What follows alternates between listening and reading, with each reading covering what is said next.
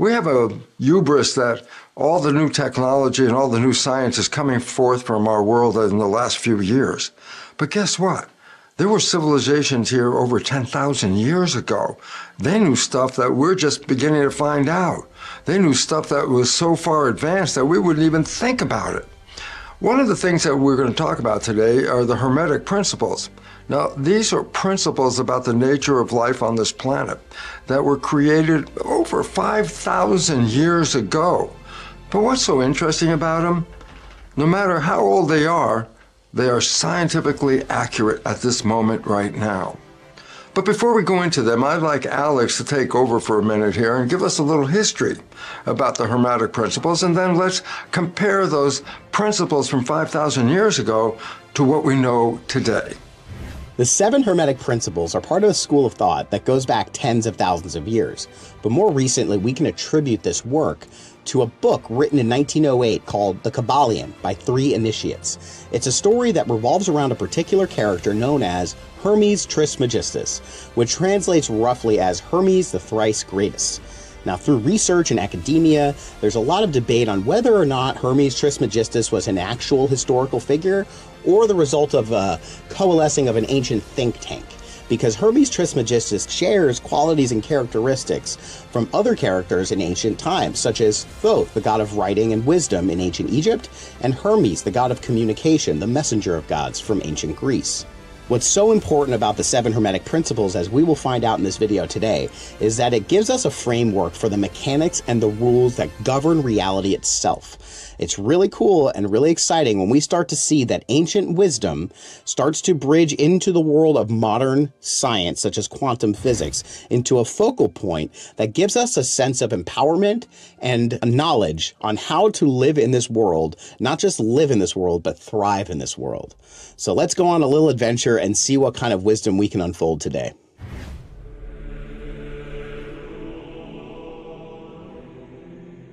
The first principle from the Hermetic series is the principle of mentalism. Well, the concept that they're talking about is that our intelligence, our consciousness, our mental activity is what is actually creating the world that we live in. Well, that sounds like a really weird idea, but guess what? It is ultimate modern quantum physics. Even on the founding day of quantum physics in 1927, Max Planck, one of the founding fathers of this science, recognized that consciousness is creating our life experiences. How you are thinking and what you're believing and how you behave is actually manifesting the experiences we have in this world. Well, Planck gave us the idea that consciousness creates our life experiences. This idea from 1927 is as valid today as it was then. A recent article in the journal Nature, the most prestigious scientific journal on this planet, by Richard Conn Henry, a physicist from Johns Hopkins University, wrote an article entitled The Mental Universe. Well, I'm not going to go through all the details of the article because it's all summed up in the last sentence of the article. Quote, "The universe is immaterial. It's mental and spiritual. Live and enjoy." The concept that quantum physics has revealed is that our mental character is actually creating the world. Well, this is profoundly important just from a simple scientific point of view. For example, we talk about what we call the placebo effect. Someone has an illness, they take a drug that is told to them to be what they needed to heal themselves with, they take the drug, they get better. And then we find out that the drug they took was a sugar pill. So the question is then, what healed this person? And the answer was the positive thinking that resulted from the placebo effect. Well, guess what? There's a consequence of negative thinking. That's called the nocebo effect. And most of the illnesses on this planet can actually be really related back to negative consciousness. The nocebo effect is the opposite of the placebo effect. Yet both placebo and nocebo are mental constructions. And so basically what we have to understand is our thinking indeed is creating our world, and there's a difference between positive thinking and negative thinking.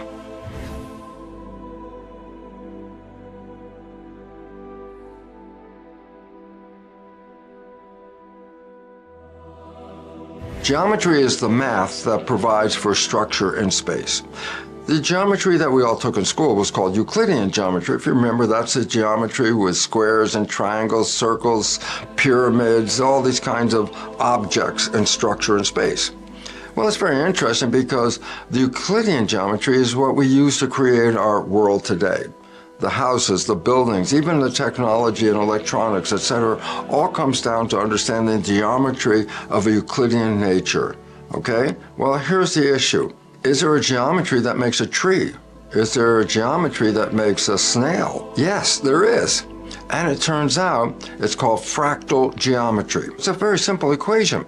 But here's the nature of the equation, that you solve the equation and you get an answer. But the neat part is now you take the answer and feed it back into the same equation, solve it again. You get another answer. Take that answer, feed it back in. It's an iteration. It's a repeat of the same pattern over and over again using, guess what? The same original formula. Since you're using the same equation, the patterns in the geometry repeat themselves at higher or lower levels of organization. So if you're trying to understand a pattern at a higher level of organization, then you could go back and look for the same pattern at a lower level of that mathematics, make sense out of it at the lower level, and then take that information and understand the higher level. It comes down to something you've heard your whole life. It's called as above, so below. So basically, it said, you can see the structure of the universe in patterns that replicate in self-similar fashion at any level of organization. It's a very simple one that I work with all the time is cell biology. You can look at the human and say, look at all the functions in this human body. Well, that's very complex, 50 trillion cells. But guess what? In a single nucleated cell in your body, all the functions that you have in your body are already present in a cell. The cell has respiration, digestion, excretion. Cells even have an immune system. It's the same mechanism that's used in the higher organization, which is then a human body. In other words, there's a repetition in the structure from as above to below, not a new age idea, but a fundamental principle and fractal geometry. Now, an interesting point about it is, as far as we know, fractal geometry came into awareness in the 1980s with Mandelbrot. Well, obviously, 5,000 years ago, they obviously knew it as well, which then says, how smart are we, or how smart were the people that gave rise to us? This is an important part for looking at the nature of the Hermetic principles.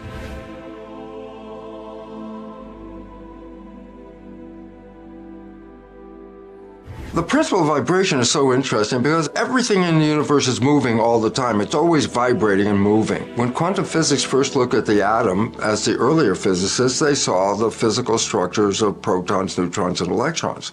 But as they started to take it apart, they found out at the very bottom, there wasn't anything physical. It was a vortex of energy. You can visualize energy by taking a rock and dropping it into a pond.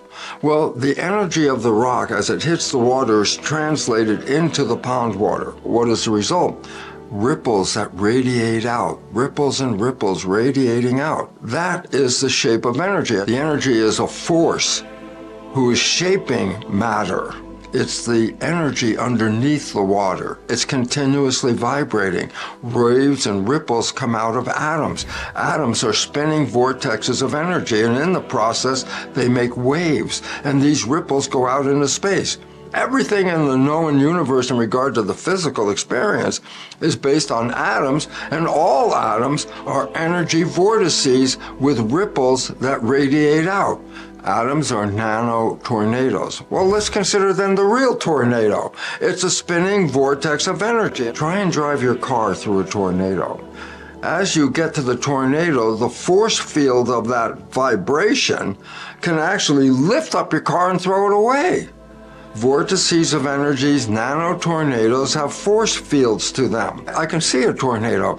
It's got all the debris and the dirt and the dust that's been picked up by the windstorm and thrown all around. If you take the dirt and dust out of the tornado, it's still an energy force field, even though now you can't see it. An energy force is invisible, but you can feel it because it will push on you, you push on it, That feels physical. As far as we know, the ancient people weren't talking quantum physics, but they obviously knew quantum physics because they understood the nature of the vibration. Even though they live in a world like we live in the world that appears to be physical, this ancient wisdom was built into the Hermetic principles.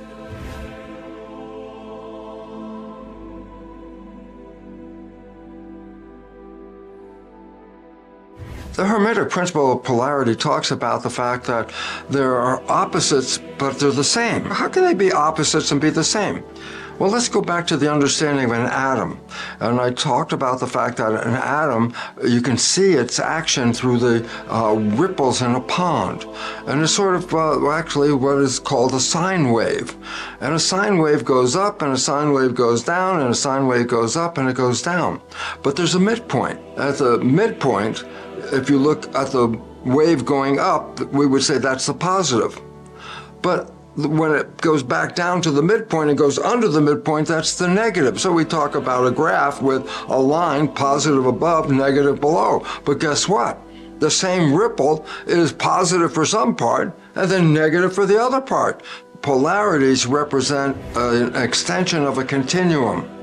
That on one side is one extreme of that continuum and the other side is the other extreme. They came from the same ripple that's going up and down. And so when we look at the world, we have a tendency to focus on the polarities, good, bad, night, day. All these different polarities that we have generated all represent the same. Day and night is a cycle.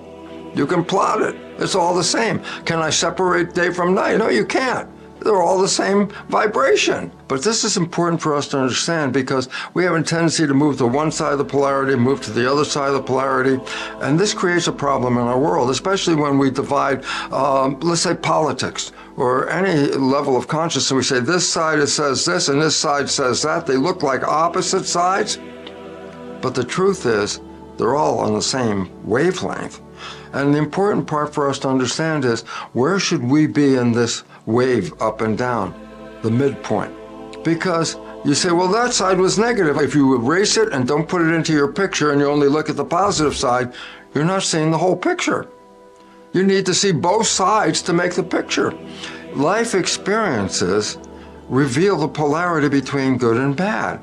These are teachings. We learn what is good and what is bad, and we recognize they're all on the same emotional wavelength. This is not a modern concept. This is a concept from thousands of years ago, but makes sense in a world of quantum physics of the energy, the vibration, and the wavelength. So the Hermetic principles, again, were based on some knowledge way back then that we are in our current world finally recognizing. But it brings up an interesting fact. How do they know all this back 5,000 years ago?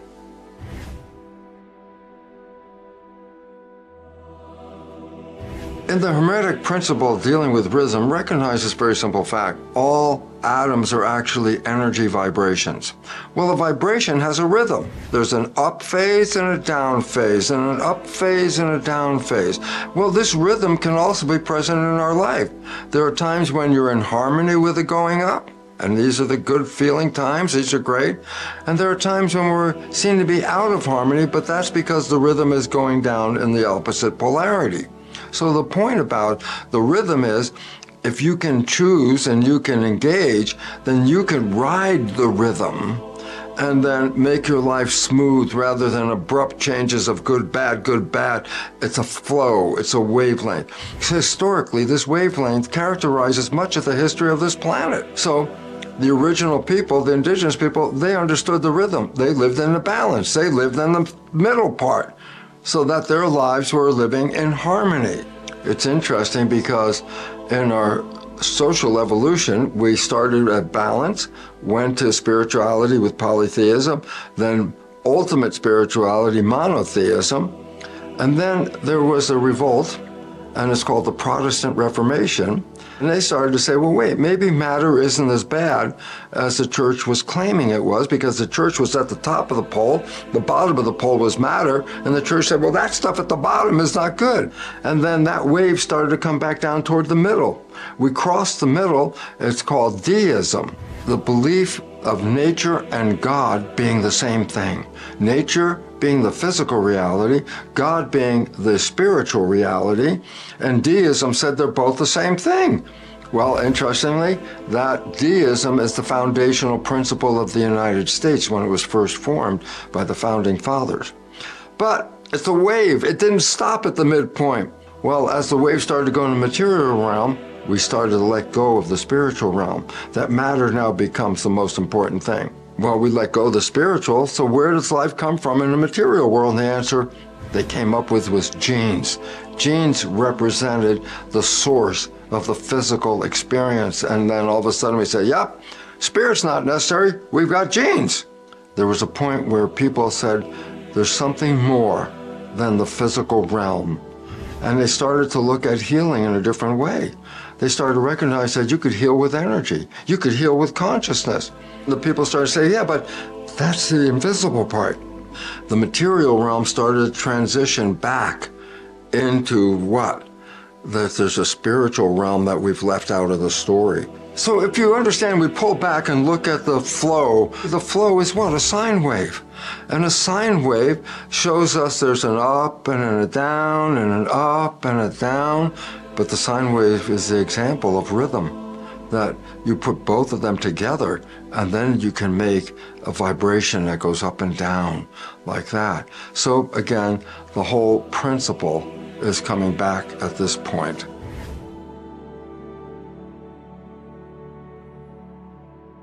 So the point of cause and effect is actions cause reactions. But reactions then alter the original cause of the first action. So it doesn't have one cycle, it's repetitious the whole time. Everything is action, reaction, action, reactions. If you want to understand how in the universe you see something moving, you automatically know there must have been something that pushed it in the first place to move. So the basic understanding of cause and effect, action, reaction is built into our world of view and our world understanding. Well, sometimes this might be applied misdirectly. A scientist by the name of Michael Denton started to look at the universe and started to recognize that the waves of interaction of all the things in the universe lead to a cause of a creation. Well, the idea that there is a creation led some people to say, well, if there's a creation, there's a creator. And, well, what's God to a lot of people? The energy, the universe, everything that is. But they make that energy into a person. The white bearded guy up in the sky is the physical creator. I say, no, but perceiving that there's a creation, they automatically, with the idea of cause and effect, use that principle to say, well, there must be a cause. So what we're really beginning to understand in the world of quantum physics is that everything is energy. Well, energies interact with energies. A thought is a creative energy. You can create a thought, but that thought being an energy can alter the physical reality of yourself even. So your thoughts being broadcast are a cause, but the energy of the thought engages with the energy of the atoms of your body and are manifest as an experience, cause and effect. That just simplifies why the biology belief is so important, because your consciousness is a cause that results in an effect as perceived in your body.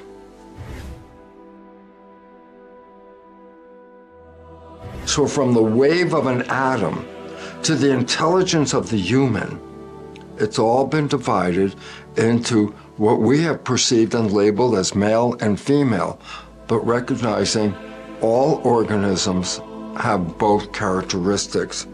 In a cell, they have both energies. A cell cannot live with just male characteristics or with just female characteristics. So what's the difference? Male characteristics are associated with structure and movement. Female characteristics are associated with vegetation and reproduction. In other words, growth, and this is support. Both support and growth are in every present cell. You have the support part, which is your skeleton, in fact. That's a big deal, the muscles and the skeleton. But you have the vegetative part. Well, those are the organs of the gut that are taking care of the metabolism, cleaning up the system. over the evolution, the cell started to split because of differentiation of function. And one cell says, okay, I'll handle the support, but I can only work with it if you handle the vegetative. So it took both the male and female, but you have to work them together. And the significance about this is even in the cell, both of them are there, but it's even in the human. In the human, we have both a female and male characteristic to it. And the simplest one is just look at the brain. There's a line right down the middle of the brain. That line separates what are called the hemispheres, left and right. Well, they're totally two different functions. The left hemisphere is associated with intellectual thinking and stuff like that. The right hemisphere is associated with emotion. Gender plays an important role, but then also recognize this, just like polarity that we talked about before, it's all on the same wavelength. They're not separate from each other. Both are required. Emphasize the left, more intellectual. Emphasize the right, more emotional. And then label them as what? Male, intellectual, female, emotional. They were the same thing. They were always a continuum of the same thing. There is a difference in gender, yes, but we have created an artificial separation of that through the programming that we acquire in the first 7 years of our life. Human programming has caused a separation. You want to understand how to live in harmony? Go back and recognize each of the principles in the Hermetic series, because when you put them all together, it is a guide for us to thrive into the future. And it's interesting because there's an old saying from Mark Twain. He said, "The older I get, the smarter my father becomes." And the idea is the older we get in civilization, now we can look back and say how smart those people were at the very beginning. And we should honor that. We just made a list of the mechanisms of how the universe works, and this is really great because when you understand it, then it says, well, if I use these mechanisms, I can manifest a life. But the big word that I just used was use these mechanisms. Awareness of the mechanisms and not using them is a waste of your time and your life. You have to use these principles in the way you carry out your life because they are the principles that determine the character of life. What do you care about in this world? What is it that excites you and makes you feel like, I love living in this world? Find out what it is that drives your heart, what makes you feel good and all that. Make it an intention. It's not just a knowledge, but an intention means I am driving toward something. What are you driving toward in your life? And this is the big issue because most of us are saying, I don't want that, and I don't want that. If we just go over the Hermetic principles, it says what's in your mind, you can manifest. Well, then focus on that picture. Because when you put that picture into your consciousness, and then we start to manifest our consciousness through what? Intention. And that was the point. Now that I have the picture, now that I know what I like, I must make an intention and activate that intention to manifest the experience. You are the creator, and that's exactly how you do it.